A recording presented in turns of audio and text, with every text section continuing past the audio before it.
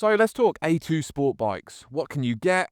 What is the best and what is the fastest? Well, first off, I'd say there are two types of A2 bikes. Ones that you have to restrict and ones that you don't have to restrict. So just to clarify, there is no CC limit for A2 bikes. However, there is a power limit and a power to weight ratio limit. The power to weight limit is 0.2 kilowatts per kg. It can't exceed that. The max power output is 94 bhp from factory. When you're riding it on an A2 license, you have to restrict it down to 47 brake horsepower. So that's why I'm kind of saying there's two types, ones that need restricting and ones that don't. So examples of bikes that would need restricting are the Honda CBR 650R, the Yamaha R7, and the Aprilia RS 660, as they all have above 47 brake horsepower. And examples of bikes that you wouldn't have to restrict because they have under 47 brake horsepower are the Yamaha R3, the Kawasaki Ninja 400, and the Aprilia RS 457. So how would you go about restricting one of those more powerful bikes? So there are three types of ways you can do this. One is a throttle start, which limits how much you can turn the throttle, inlet or exhaust restrictions, so reducing how much air can get into the engine, and how quickly the exhaust gases can escape. And this one's less common, but it is apparently possible, and that is an ECU restriction. So the bike's computer is programmed to put it into a lower power mode,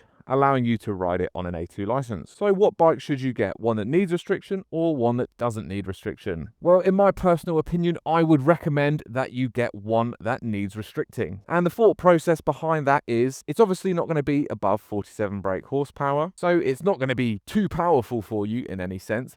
But when you get your A license, it will allow you to then remove the restriction, use the bike at full power, and it will basically be like having another bike. And it'll allow you to kind of grow into the bike a bit more before you want to get something more powerful. Now, the all-important question, what is the best A2 bike? Well, there isn't one. It is personal preference. What bike is going to be the best bike for you? That is more important. And what you're going to use it for. Is it for commuting? Is it for going off road? Is it for taking to the track as well? You have to think about that. There is no best A2 bike.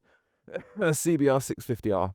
Okay, quick editor's note on the side of which bike is the fastest, and I wasn't actually able to find accurate enough data that I would want to share about which bike is the fastest, and it varied a whole lot, so it wouldn't be fair for me to say this is the fastest A2 bike. So hopefully that's given you a bit more insight into the A2 sport bike category. If you do have any further questions, then please leave me a comment in the comments section down below. I'll be happy to respond to you, and as always, thank you very much for watching this video.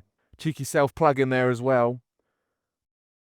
Hoodies still available on my website. Check my bio for the website link. Cop one, they're great, super soft, no drawstrings, fantastic for riding. Shameless plug, I know.